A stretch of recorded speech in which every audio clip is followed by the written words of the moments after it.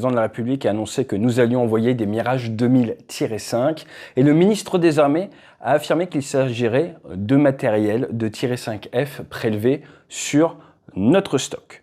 Ce que je vous propose dans cette vidéo, c'est d'essayer de voir quel impact sur nos armées afin de vous donner une bonne idée de la partie militaire de ce sujet. Partie militaire de ce sujet, car sur cette chaîne, mon domaine d'expertise, c'est uniquement la partie militaire. Et c'est un sujet qui est global, avec forcément des ramifications diplomatiques et ô combien, surtout en ce matin, politiques. Et c'est pour ça que juste avant d'attaquer, je voudrais recaler les gyroscopes, comme on aime bien dire dans l'aviation, et vous rappeler de 3 vérités générales qui font également l'ADN de cette chaîne. En un tout premier temps, je voudrais vous rappeler mes propres biais qui sont dus à mon parcours, à mon éducation, à ma formation. Je suis fils d'un officier pilote de chasse et bombardier nucléaire pendant la guerre froide de l'armée de l'air. J'ai grandi sur des bases militaires. Je suis né à côté de la base de Cazaux. J'ai également grandi sur une base britannique pendant la guerre froide. J'ai ensuite été en lycée militaire avant de rejoindre la Marine nationale à tout juste 19 ans, d'y faire une carrière de pilote de chasse de l'aéronaval, et j'ai connu le feu en Irak juste après une attaque sur le territoire national, le Bataclan, et notre objectif était justement d'aller se battre contre l'État islamique quelques jours après que notre patrie, nos concitoyens, aient été touchés. J'aurai toujours dans mes propos une certaine empathie vis-à-vis des militaires d'active, et maintenant que je vous ai déclaré mes biais, je vais essayer le plus factuellement possible de vous expliquer ce que l'on sait sur cette session, et je cite, de -5, quel est le format actuel de l'armée de l'air, quelles sont ses missions, un petit virage par la disponibilité des avions, et ensuite nous poser la question si le tout Rafale, comme on peut l'entendre sur certains plateaux ou dans certaines radios, va résoudre tous les problèmes et nous empêcher d'avoir un trou capacitaire. Mais juste avant, je vous présente notre partenaire de l'équipe Débrief qui nous aide carrément au quotidien. Et ce partenaire, c'est Oli. Oli, en fait, c'est une marque qui révolutionne l'univers des boissons autour de 3 grandes gammes. La gamme Iced Tea, perso, je suis fan.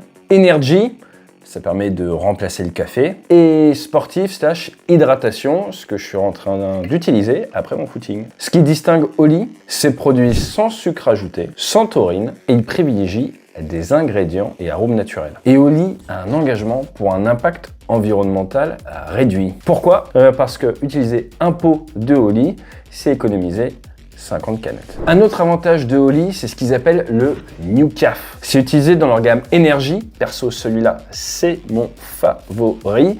Et le New Caf, ça vous offre une libération prolongée de l'énergie sans baisse soudaine, sans les fameux crashs. Alors, on va pas se mentir, cette boisson, eh bien, c'est devenu un petit peu un game changer pour l'équipe.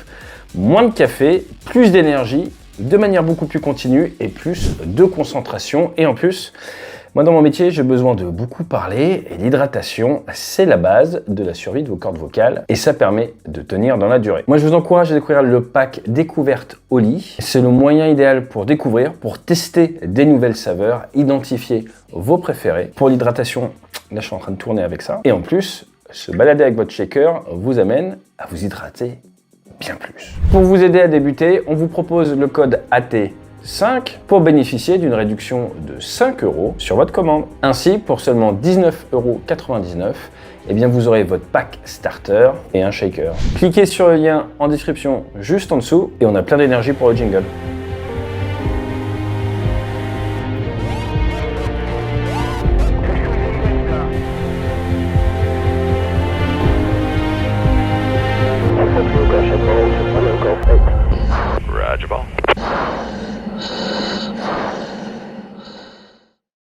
Ce que l'on sait des Mirage 2000-5 pour faire des missions de défense aérienne, de protection du territoire, devraient être cédés aux Ukrainiens sous 5 à 6 mois, les premiers avant la fin de l'année. Vous avez probablement vu la dernière vidéo que nous avons faite. Il y a le 1 de Cigogne, basé à Luxeuil, zone qui vit principalement grâce à la base aérienne. Et vous avez également certains de leurs avions au 311 Corse, basé à Djibouti, qui d'ailleurs ont ouvert le feu contre des drones il y a tout juste quelques mois pour protéger les navires en mer Rouge. Ce -5F doit être progressivement retiré du service jusqu'à, fonction des sources, 2030-2032. comment est-ce qu'on retire du service un avion au fur et à mesure, fonction du potentiel des avions. C'est pas donc du jour au lendemain où tout s'arrête, c'est progressivement le chef ops calcule le départ des cellules, le potentiel avec les mécaniciens des cellules, et petit à petit, en fait, votre escadron, eh bien, a de moins en moins de pilotes qui partent en transformation ou quittent l'armée ou vont faire moniteur et de moins en moins d'avions et vous faites de moins en moins d'heures de vol. Nous savons que nous avons environ 26 cellules de Mirage-5F. Vous avez grosso modo une dizaine ops d'après les sources ouvertes, qu'ils participent à la protection de l'OTAN en NATO Baltique, à Djibouti, un anti-drone, nous en avons parlé, et surtout que ce sont les gros spécialistes de la défense aérienne en France. J'en parle souvent, je loue souvent leurs capacités. Pourquoi? Parce qu'eux font 150 à 200 heures par an de défense aérienne, défense combat aérien. Là où un pilote de Rafale, Omnirole, tout type de mission, avec le même nombre d'heures, avec le même budget, si vous voulez, doit faire de l'attaque au sol, peut-être du scalp, peut-être du nucléaire s'il est dans les faces, va faire du vol très très basse altitude, va devoir s'entraîner à faire de la photo, va devoir faire du combat aérien, va devoir faire de la swing, il switch s'il est dans la marine, il va même devoir couler des bateaux, bref, beaucoup de matières différentes si vous voulez. On va donc, si on a 180 heures, faire peut-être 10 à 15 heures sur chaque. Si en plus vous partez en opération, vous faites 60 heures d'OPEX, il vous reste 120 heures, et donc là maintenant vous faites 5 à 7 heures sur chaque sur l'année. C'est pas énorme. Là où vos camarades, eux, ils auront fait 150, 180 heures de défense aérienne. Vous aurez peut-être fait 10, 15 heures dans l'année sur Rafale Omnirole. Donc, la mémoire, la culture de l'RR, c'est les -5. Je n'insisterai jamais assez. Quand j'ai fait ma transformation du super étendard au Rafale, mon chef op, c'était un officier de l'armée de l'air et de l'espace en échange, un commandant de l'armée de l'air qui venait du -5. J'ai eu l'énorme privilège de faire ma formation tir-et-oubli, Fire and Forget, avec cet officier, et j'ai donc pu profiter. C'est pour ça qu'il est là, pour nous partager son expérience de DA-man, comme on dit. Et croyez-moi, entre son niveau en RR et le niveau du chef de patrouille moyen marine, c'était le jour et la nuit, et c'est normal. Chacun sa spécialité, chacun son job, et eux, leur job, c'est ça, c'est être les référents défense aérienne, et ce n'est pas pour rien que vous les voyez dans les exercices avec les FAS, les forces aériennes stratégiques, ils vont ouvrir la voie, ils vont protéger nos avions tireurs de missiles nucléaires. Une fois que ça s'est dit, des Mirage 2000-5, il y en a d'autres. Il y en a en Grèce, il y en a au Qatar, vous avez les -9 qui sont des sortes de mini Rafale également aux Émirats Arabes Unis, où nous avons vendu le contrat du siècle, énormément de Rafale, qui devrait arriver à partir de 2026. Et donc là, si on prend un tout petit peu de recul, et si on met un peu de côté les mots du MINARM, on se dit, il y a peut-être du transfert de cellules possible, du rachat, du j'en prends d'un côté, je récupère de l'autre, bref, il y a des choses que l'on ne sait pas. Et ça, c'est un autre point important. Le militaire, son job, c'est faire la mission. J'étais lieutenant de vaisseau, mon job, c'était faire la mission avec les moyens alloués. À l'heure actuelle, l'armée, si le décideur, président, politique, dit « vous devez donner des -5 à l'Ukraine », le job du militaire, c'est dire « à vos ordres, monsieur le président », et tu trouves une solution. La problématique, c'est que plus ça va, moins on a de matériel, plus c'est compliqué. Donc le militaire de base, en off, il va dire « ah, j'ai jamais assez de moyens ». Et dans l'armée française, on est très axé sur le « j'ai pas assez de moyens ». Et c'est vrai que nos moyens ne font que diminuer. Néanmoins, ce n'est pas parce qu'on dit ça qu'on ne fait pas le job. On s'est engagé pour faire un job et on le fera jusqu'à la mort si besoin. C'est pour ça que si vous croisez des militaires, remerciez-les. Aux États-Unis, les gens disent aux militaires d'active « Thank you for your service », merci pour votre service, car n'oubliez pas que ce sont des hommes et des femmes qui ont fait le choix, si besoin, de donner leur vie pour votre sécurité, pour votre liberté. Pour terminer sur les -5, ce sont oui des avions d'RR, vous pouvez mettre Simica, on en a parlé dessus, mais on peut également réfléchir à les transformer pour mettre par exemple, du scalp, faire des renforts. Je ne dis pas que c'est facile, mais tout est possible. Les Ukrainiens nous l'ont prouvé en adaptant des scalps au Sukhoi 24, des A2SM. Bref, sky is the limit. À partir du moment où vous n'avez plus à respecter forcément la navigabilité, tout ce qui est règles civiles que l'on utilise dans l'armée pour la navigation de nos aéronefs, s'assurer que les droits de voler, je ne pense pas qu'en Ukraine ils fassent tout ça. Ça vous ouvre un champ de possibles qui est un vrai bonheur pour les ingénieurs, les mécaniciens, mais également les pilotes. Donc tuner des -5 pour tirer de l'A2SM, pour tirer du scalp, si le Sukhoi 24 y arrive, si le Mirage 2000D y arrive, oui, il y aura des renforts à faire, mais pourquoi pas? Encore une fois, nous ne sommes pas tant de paix dans ce cadre-là, ce qui ouvre d'autres possibilités auxquelles nous sommes moins habitués. En français dans le texte, les Ukrainiens peuvent être agiles avec les Mirage 2000, les Français, au-dessus du territoire national. On ne fait pas ce qu'on veut avec le matériel, il y a de la réglementation. Le format de l'armée de l'air et de l'espace, 36 000 hommes et femmes, 7 000 officiers, 5 200 civils, formés tout ça en 1934, 170 000 heures de vol par an. Et vous aviez, en 1982, pour 55 millions de Français, 575 avions de chasse. En 2018, on en avait 200 pour 60 millions de Français.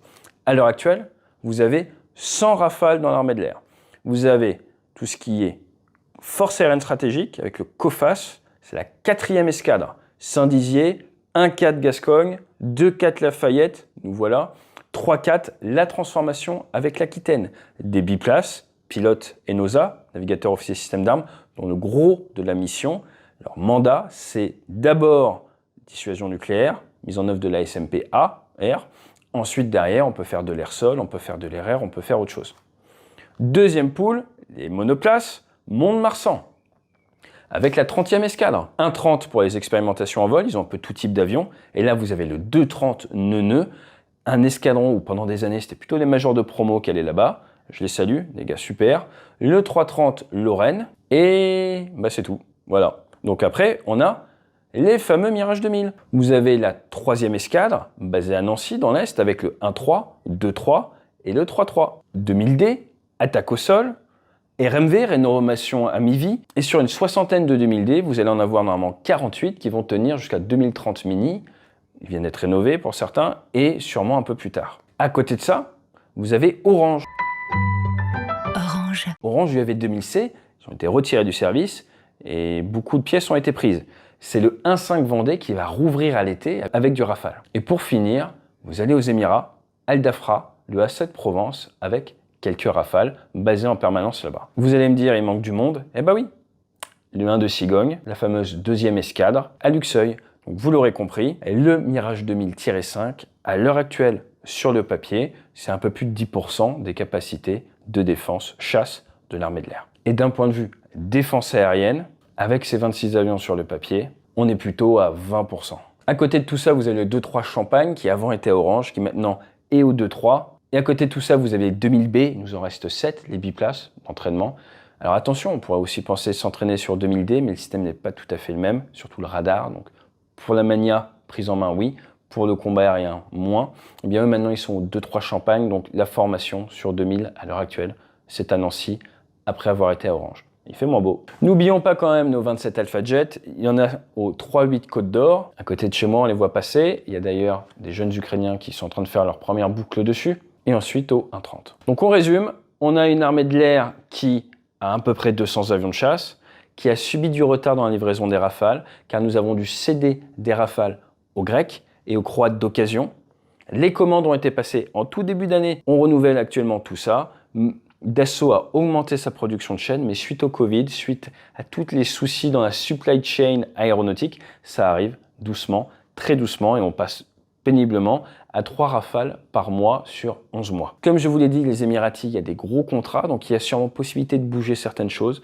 Si certaines volontés s'alignent, il serait possible de sortir des Rafales plus rapidement. Là, après, c'est plus du tout du ressort du militaire, c'est du politique, de l'industriel et des clients. Pour ce qui est des missions de l'armée de l'air et de l'espace, dissuasion, force aérienne stratégique, dissuasion, PPS, posture permanente de sûreté, la protection de l'espace aérien, des plots prêts un peu partout à décoller en quelques minutes pour vous aider si vous avez un souci en DER 400 ou pour intercepter un avion qui poserait un souci. Je vous rappelle qu'en 2022, il y a eu 331 interceptions, dont 190 de chasseurs. Ça use le potentiel, ça nécessite des avions en alerte, des avions disponibles qui ne peuvent du coup pas voler et pas être utilisés en déploiement ou pour l'entraînement. Donc on a des avions prêts pour la dissuasion, des avions prêts pour la PPS, et après on a des avions en Jordanie, H5. Rappelez-vous, le président de la République y est passé à Noël dernier. Et c'est depuis 2014. Et d'ailleurs, regardez cette photo, ils ont abattu des drones. À partir de là, pour aller sur la disponibilité, sans Rafale, c'est qu'on nous a autour des 60% de disponibilité au vu des dernières sources ouvertes. Vous avez donc des avions immobilisés pour les FAS, d'autres pour la PPS, d'autres pour H5, d'autres pour les expérimentations F4. Après, vous avez la formation initiale des jeunes pilotes et les transformations qui prennent 1 à 2 ans. Après, derrière, vous avez les montées de compétences en unité, sous-chef de patrouille, chef de patrouille, et le maintien de compétences opérationnelles pour les personnes dans leur qualif. Donc vous vous doutez bien que tout ça, ça prend énormément de disponibilité, qu'il ne faudrait pas faire erreur de tomber sur un niveau d'entraînement ou un volume d'heures trop bas. L'armée de l'air a déjà été mis à mal avec ce prélèvement des rafales. Néanmoins, comme je vous l'ai dit, le militaire, il obéit, il s'adapte, il fait au mieux pour les intérêts du citoyen de la nation. C'est son job. On est des problème solvers. Alors maintenant, à quoi ça pourrait ressembler tout ça? Ce qu'il faut voir, c'est qu'il n'y a pas 36 manières de faire. Vous avez différentes options. On va dire la formule souple, la formule moyenne et la formule agressive. La formule souple, c'est très simple. C'est un petit peu comme la fin du super étendard. On va dire, on continue quasi normalement le rythme à l'escadron. On va peut-être accélérer la transformation de certains pilotes. On est transféré sur Rafale un peu plus tôt. Et puis, dès qu'on a une cellule qui passe un certain quota d'heures, que de toute façon, on va pas tarder à sortir, on la transfère, elle part pour l'Ukraine. La grande question, c'est comment on fait pour former les Ukrainiens. Le président a parlé d'une coalition, ce qui serait intelligent, c'est d'avoir une sorte de pool de formation, une sorte d'école pour les 2000, et pourquoi pas récupérer des 2000B, ou des 2000-5 biplaces, où on peut récupérer des avions, par exemple, à l'export, pourquoi pas au niveau des Grecs. Ça serait très intelligent. Si maintenant on rajoute les Ukrainiens dans notre cursus de formation, ça peut embouteiller, ça peut freiner, ça peut réduire nos capacités de défense. Donc ce qu'il faudrait, c'est réussir à ne pas trop être impacté par cette formation, la délocaliser ou la déléguer à quelqu'un, et après, nos cellules vieillissent, passé un certain heure, on les retire un peu plus tôt du service, mais progressivement, petit à petit, j'ai presque envie de vous dire une par une. Indolore pour nos capacités de défense. Par contre, effet militaire pas très présent, voire assez risible pour ce qui est d'aider les Ukrainiens. La formule moyenne, c'est on décide de faire la transition un peu plus tôt, auquel cas il faut avoir peut-être négocié au niveau de Rafale, où on accepte un petit trou capacitaire au moment où on les expliquait encore, dans 2-3 ans, que c'est peut-être là où les Russes vont nous attaquer. Il y a une petite incohérence. Le militaire forcément va dire c'est pas vraiment ce que je recommande, mais commander des nouveaux Rafales ne vous permettra pas de les avoir en temps et en heure pour couper ce trou capacitaire. Il y a un moment, il faut décider. L'idéal serait peut-être de récupérer par exemple des tirets neufs d'autres nations, et pourquoi pas les prendre en remplacement de nos tirets 5. Mais ça, c'est du wishful thinking, on ne sait jamais. L'autre possibilité, c'est de dire, hop, 1, 2, stop, c'est fini, on passe tout ça aux Ukrainiens, le personnel, vous passez tous moniteur, vous formez un groupe de 20 ou 25 Ukrainiens, et en gros, l'escadron qui était français passe maintenant escadron ukrainien. Le chef a décidé, c'est comme ça. Les militaires, ils vont obéir, ils vont faire le job, et derrière, eh bien, ça va avoir un gros impact capacitaire sur l'armée de l'air, puisqu'on vient de dire qu'on va perdre 15-20% de nos capacités de défense aérienne. Donc là, ça serait non aligné à la volonté du président, il y a encore quelques mois, qui disait qu'il ne souhaitait pas affaiblir les défenses militaires françaises. Vous, les politiciens, vous êtes vraiment méchants. Donc en résumé, on est soit sur du symbolique, soit sur de l'impactant pour les forces françaises. Dans tous les cas, nos décideurs en ont conscience, les militaires également, et ils feront tout pour faire en sorte que nos capacités de défense soient le moins impactées possible, ça c'est sûr. Et c'est là où on arrive au tout Rafale. Est-ce que le tout Rafale est la solution magique dont on entend parler? C'est désormais l'armée française, l'armée de l'air ne veut plus utiliser de Mirage, on n'est que sur du Rafale, donc c'est assez symbolique. Je crois qu'il n'y en a qu'une 50aine aujourd'hui en service. Eh bien ça dépend. Si on accélère un petit peu l'arrivée des Rafales, par un accord peut-être avec le constructeur, qu'on anticipe 2 ans avant, qu'on envoie, qu'on commence à faire nos transformations de pilotes de 2000-5 sur Rafale, il y a possibilité de faire quelque chose qui fonctionne bien. Maintenant, si on bourrine et qu'on dit pouf, là on arrête le 1-2, j'exagère un petit peu, et on passe sous 2 ans la totale aux Ukrainiens, là vous allez avoir un vrai impact. Maintenant, le point qui est intéressant, c'est le point suivant. Dans l'aviation, un bon pilote de chasse, d'aviation légère de ligne, c'est quelqu'un qui est devant l'avion, qui est dans l'anticipation. Là, je suis en Suisse, au moment où je tourne, on a eu un énorme orage tout à l'heure.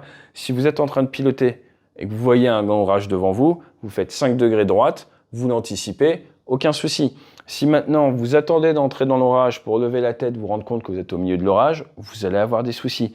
Et en fait, le militaire est formé à anticiper les problèmes. Et c'est pour ça que sur cette chaîne, on est souvent, je ne vais pas envie de dire critique, mais sans compromis, parce que c'est ce qui vous permet de survivre sur le champ de bataille. C'est un lieu qui ne pardonne pas, tout comme le ciel, l'aviation est un lieu qui ne pardonne pas. Vous devez être dans l'anticipation. Si vous vous réveillez au milieu d'un orage, votre carrière ne va pas durer très longtemps. À partir de là, il faut développer un état d'esprit de la recherche de la petite bête, de manière à voir ce qui pourrait être problématique, l'intellectualiser et trouver une parade. Et c'est comme ça que le militaire fonctionne. Si on lui dit qu'il faut livrer les 2000-5, il va livrer. Si on lui dit l'objectif est d'aider l'État ukrainien à mettre en place une armée costaud, il va dire il faut former un maximum de pilotes en retrait, et puis après derrière créer différentes coalitions avec du type de matériel qui va pouvoir monter en puissance sous 2-3 ans, mais la priorité c'est de la RH, on va créer une grosse école de formation, une sorte de Top Gun, bref, il va trouver des solutions à force de proposition au vu des moyens qui lui sont alloués. Là où ça ne pardonne pas, c'est quand on est dans la réaction. Alors pour terminer cette vidéo, 2-3 petits chiffres.